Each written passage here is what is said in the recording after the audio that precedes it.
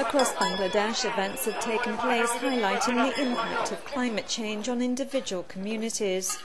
The low-lying country, crisscrossed by a network of rivers, is one of the poorest and most crowded nations on earth. It's also one of the most vulnerable to the negative impacts of climate change. Bangladesh is already prone to weather disasters like floods and cyclones, but their intensity and frequency has increased in recent years. Scenes like this, with more than 1,000 people crammed together in the grounds of a primary school in southwestern Bangladesh, are becoming more frequent.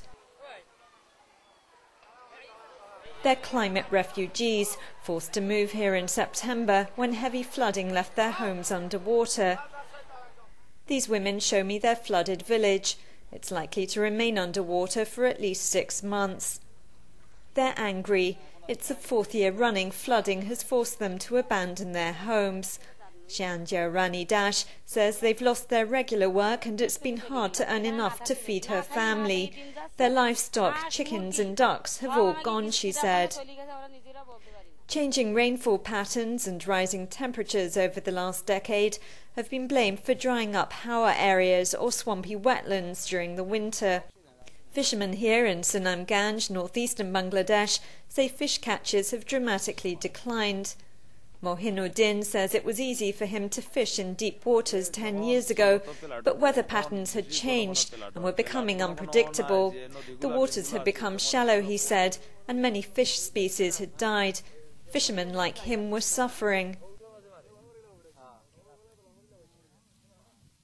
Many of Bangladesh's poorest landless families are forced to make temporary homes on silt islands like this, known as chors.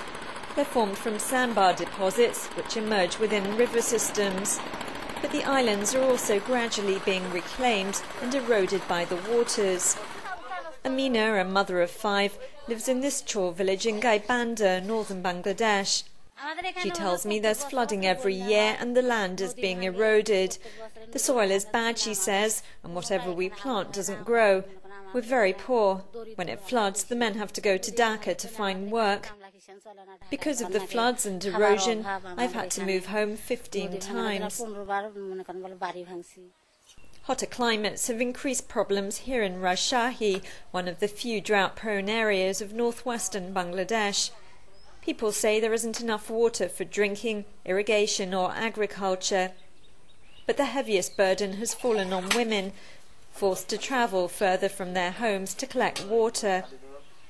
Activists in Bangladesh are targeting the heads of the world's leading industrialized nations, the G8.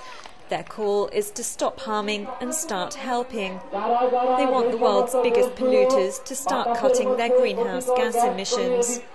Bangladeshis have already proved themselves extremely resilient to weather disasters, but they're in the front line of climate change, paying the price for the behaviour of the world's wealthiest nations. They want more help to allow them to adapt and better prepare for the future.